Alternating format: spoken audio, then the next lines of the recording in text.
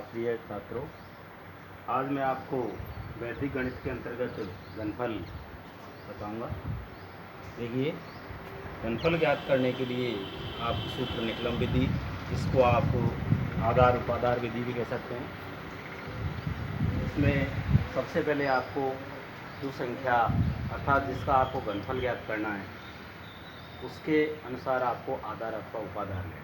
ठीक है, जैसे देखिए हमने यहाँ पर संख्या 15 का घनफल लेना है। ये निकालना आपको 15 का,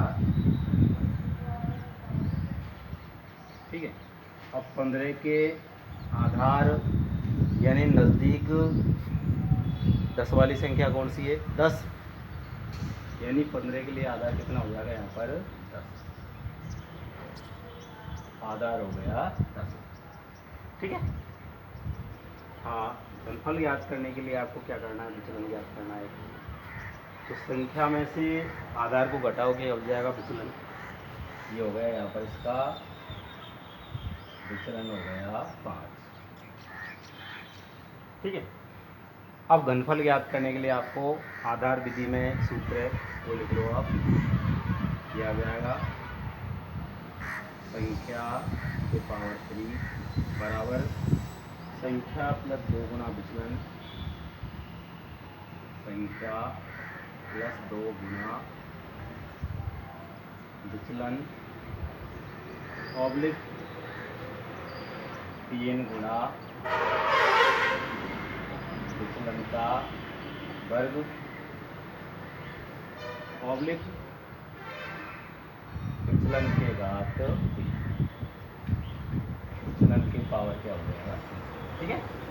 अर्थात ये घनफल ज्ञात करने का सूत्र कौन सी विधि में? आधार विधि। संख्या के घात 3 यानी संख्या का घनफल बराबर संख्या प्लस 2 गुना विचलन ऑब्लिक, अगला खंड आ जाएगा यहाँ से 3 गुना विचलन का वर्ग ऑब्लिक, यहाँ से फिर अगला खंड आ गया विचलन के घात 3। जैसे आपको 15 का घनफल निकालना है तो यहाँ तो लिख देना 15 के घात 3 अर्थात 15 का घनफल। ठीक है। संख्या कितनी है? 15। 15 प्लस 2 गुना विचलन कितना आया इसका? 5 ऑब्लिक 3 गुना विचलन कितना है? 5। तो ये विचलन का वर्ग हो रहा है, यहाँ पर भी आप 5 का वर्ग ऑब्लिक विचलन के घात 3 अर्थात 5 के घात क्या आ गया? 3। ठीक है। अब यहाँ से आप इसको हल करते हैं तो ये हो गया, देखिए 15 प्लस, पहले इसको गुणा करोगे आप, 2 गुना 5 करेंगे 5 दूनी 10 ऑब्लिक 3 गुणा 5 का वर्ग, 5 का वर्ग कितना होता है? 25 ऑब्लिक 5 के घात 3, 5 के घात 3 होगा 50 25 और 25 पंजे 125। ठीक है। अब देखिए पहले खंड की संख्या है क्या हो गई? 15 में 10 जोड़ दें कितना हो जाएगा? 25 हो जाएगा यहाँ पर। ये हो गया यहाँ पर 25 ऑब्लिक 25 75, तो यहाँ डाल देना आप 75 ऑब्लिक 25 कितना हो गया? 125। ठीक है। अब चूंकि आधार कितना है इसके अंदर? आधार है इसका 10। तो ये खंडों में से आपको जैसे आधार 10 है तो इकाई का अंक 5 तो आपका नीचे आ जाएगा और ये 12 क्या आ जाएगी इसके अंदर? हासिल आ जाएगी, जो उसमें आकर के नीचे आ रहा समझ। हाँ, अब देखिए 125 में 5 का तो 5 आ गया, ये 12 हासिल को आप नीचे लगा दो ऑब्लिक 75 में इकाई का अंक 5 आ गया, ये 7 बाकी के अंक रह जाएंगे, हासिल रह गए ऑब्लिक कितना आ गया? 25।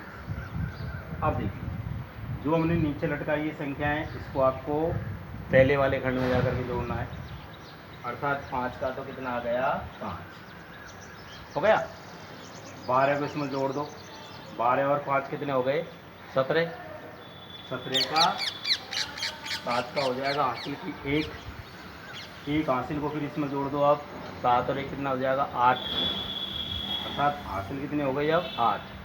8 को आप 25 में जोड़ो, 25 और 8 कितना हो जाएगा? 21। ठीक है। अर्थात ये आ गया 15 का घनफल हो गया 3300। ठीक है।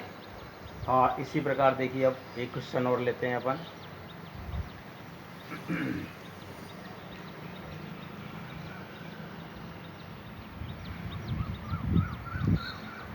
हाँ, ये